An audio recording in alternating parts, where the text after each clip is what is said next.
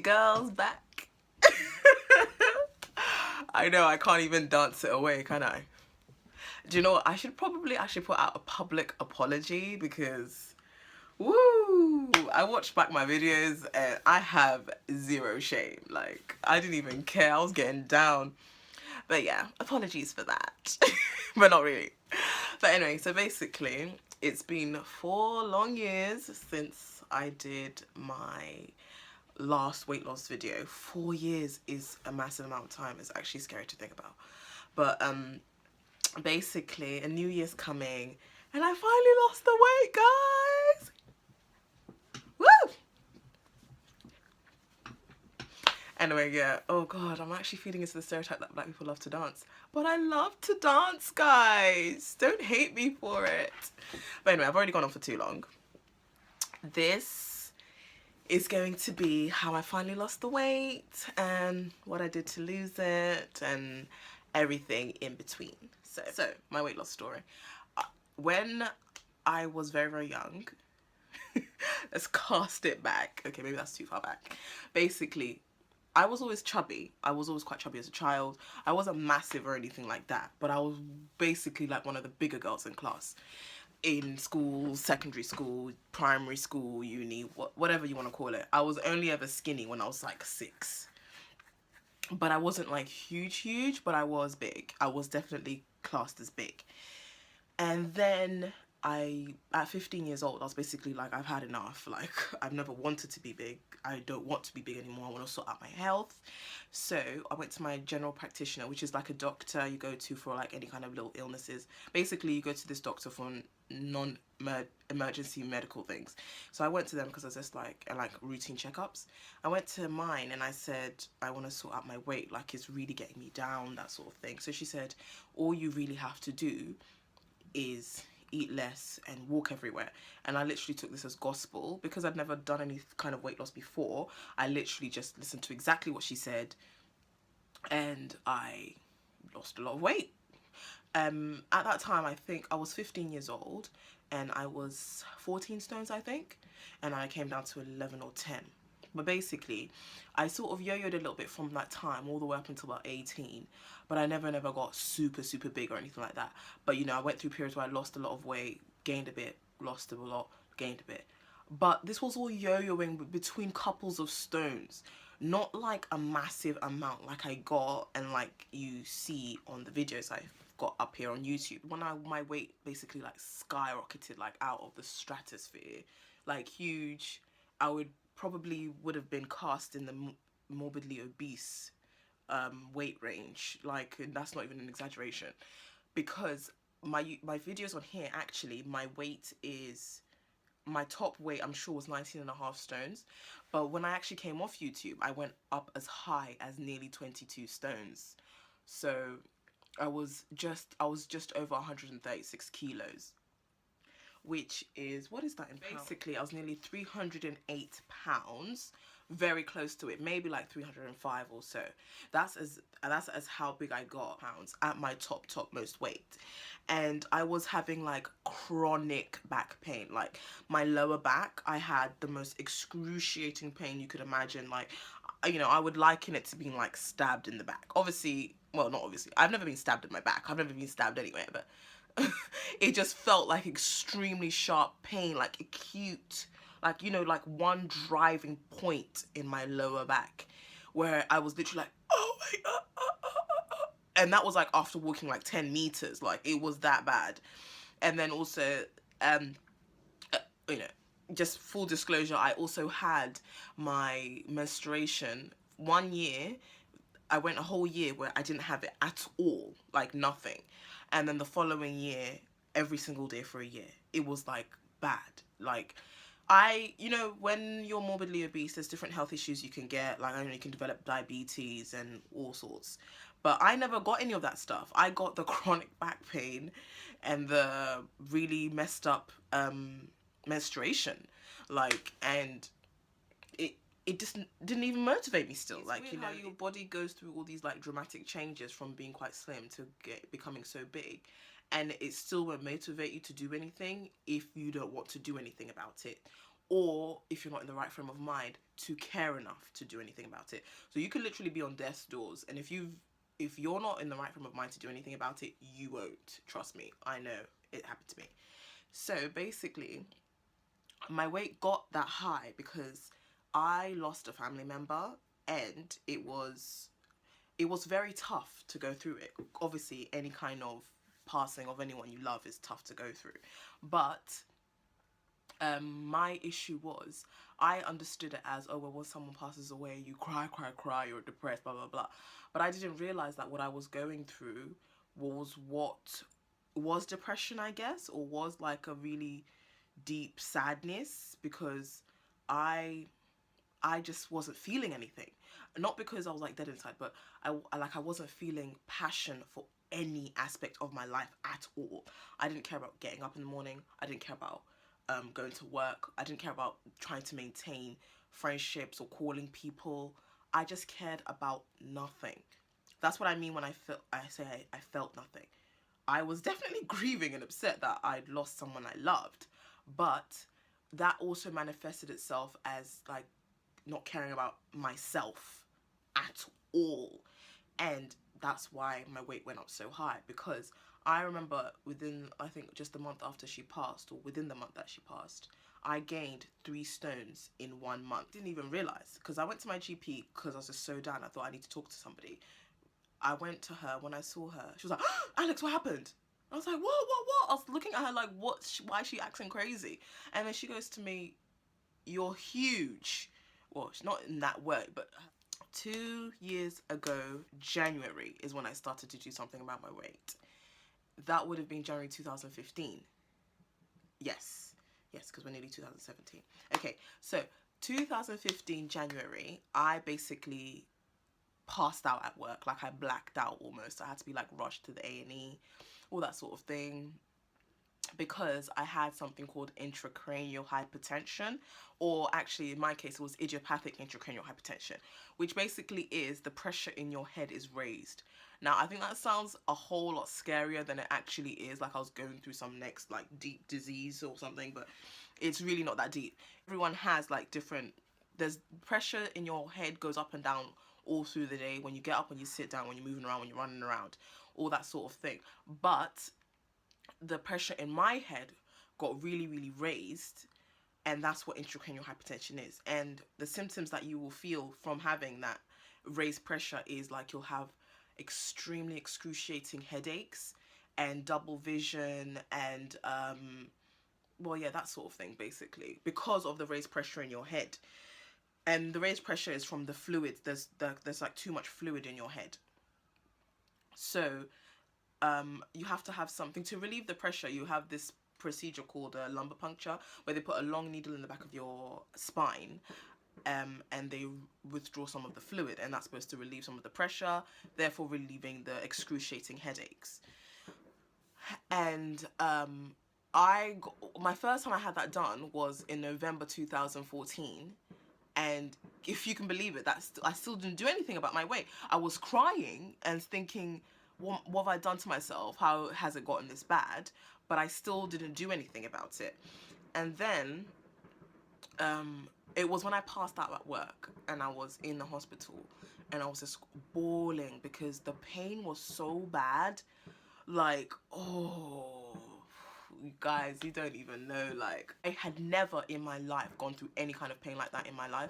And also, you know, apart from menstruation pain, obviously all women deal with that, and it's very painful, believe it, but I still hadn't been through this kind of pain in my life. The only other time I'd even witnessed any kind of pain like this was, I have family members who have sickle cell, and when they're going through pain, the pain is very real. And I feel like I likened the pain I was going through with that, where your body is like paralyzed from pain, like you're shut down, because it's like the pain is so overwhelming, it numbs you. You can't even scream because, oh, it was so painful. Like, oh my days, it was just a lot of pain. It was like, the turning point for me was in January 2015, when I was when I was admitted to hospital, I think the second or third time, and they told me, and the pain was like really, like, it was like the worst it'd been, the worst the pain had been. And like they told me, you can go blind from this because the pressure in your head is putting pressure on the back of your optic nerve, and if like it messes up your optic nerve in any kind of way, that's it, your vision's gone. I was already going through vision problems anyway, like difficulty seeing and getting a lot of like floaters and that sort of thing. But I didn't know it could get as bad as me going blind, and that put the fear of God in me, because I was just like, what? How can I be what would be described as a healthy human being? And now, because of like going through so many issues with like dealing with my family member passing, that now it's just like I'm about to go blind, like, and I was just like, you need to do something about this. And basically that paralyzing fear from being told that I could go blind and having to sit through another lumbar puncture made me think I have to do something about my weight. And it was literally that day, that same day, in the hospital bed, I called up my mom and my dad and I said, bring me salad. Don't bring me rice and things like that. Literally, bring me healthy food, because I refuse to eat anything but.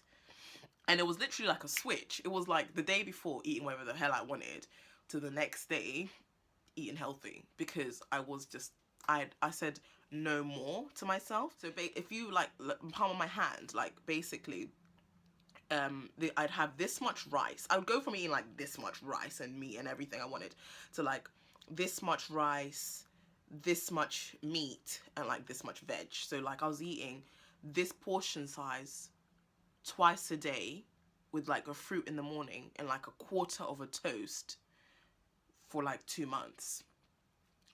And the weight was flying off. Like, now I see the weight's flying off. Then it was just like, oh, when is it coming off? When is it coming off? But now, like, relative to how my weight comes off now, it was definitely coming off quicker then. But it was still a challenge then to be that disciplined with how I consumed food, when I consumed food, and how active I was.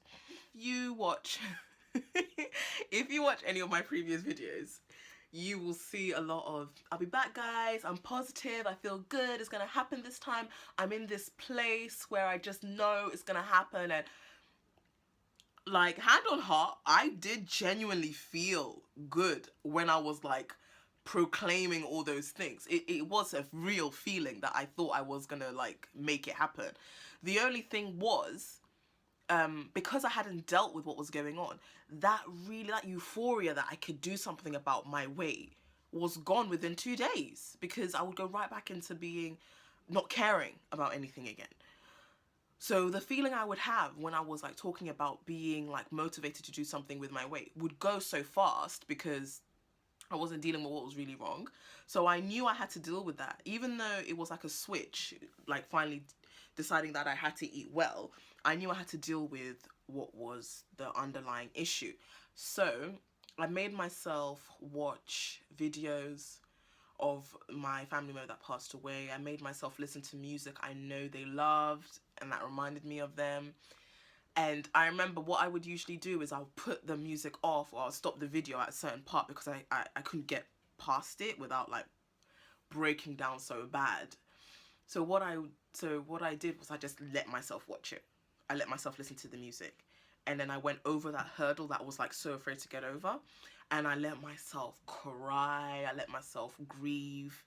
And it wasn't like it was done in a day. Like after that day, I was just like, I'm good, I'm great. Like, yeah, 5 years and I'm feeling great now. You know, it wasn't that simple. It was every day dealing with it, every day allowing myself to think about them and trying to hold on to like positive memories and everything like that. And that is how I dealt with it. So dealing with that really helped me, because it made me start caring about myself again and caring about different aspects of my life again. And caring about myself again and caring about different aspects of my life is what made me care about the goals I set for myself. So I knew that if I wanted to be this way at this time, or not even weight actually, if I wanted to eat this much food today and that was all I was going to eat today, I actually did it. Yeah, and that was what propelled me to keep going and going and going. So initially, I knew I had to keep my exercise quite moderate, but I knew I had to exercise all the same. I tried to do some videos on YouTube, and when I tried to do them, like it was just like a bit of light jogging on the spot. And if I could tell you the pain that went through my calf muscles and my shin from like 22 stones up and down on the spot, was like fire, like hellfire through my legs. And I was just like, what kind of pain is this? So I knew that I was too heavy basically to do exercise where I was putting that kind of force onto my legs. So I started walking everywhere, and I mean everywhere. And even if I didn't need to walk to, even if I didn't have somewhere to go to walk to, I would just walk anyway. So I got this app called Runkeeper. I would walk at least 2-3 miles every day. I worked myself up to 4 miles. And I think at one stage I even did 12 miles in one day. So it was really, really good. And I basically walked every single park in London, which was brilliant.